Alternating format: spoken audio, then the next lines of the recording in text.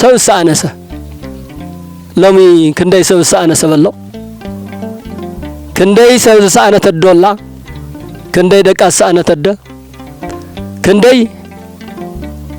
مرح سأنة حزب الله كندي حساو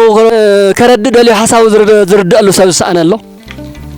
سبب يبلين لنا ون كنجنا قبلنا السوزي سبب يبلين لنا بلا 38 عامات ملو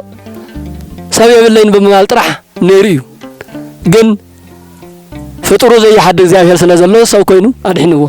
ናና ውን ሰው ኮይኑ ከድሕነና ናብ ዓለም ዝመጸ ክርስቶስ አምላኽና ሕዝቡን በበረከት በረድኤት በምሕረት ምሳና ስለዝኾነ ክንጭነቕን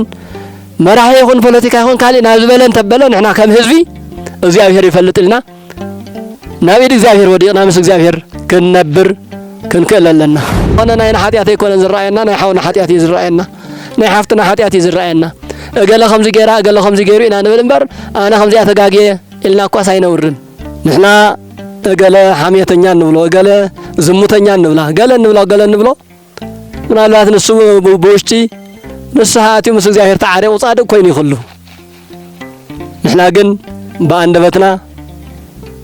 በነጋግራና በተሐሳስባና ንድሓር ዝሰረፍና ክንህሉ ንኽእል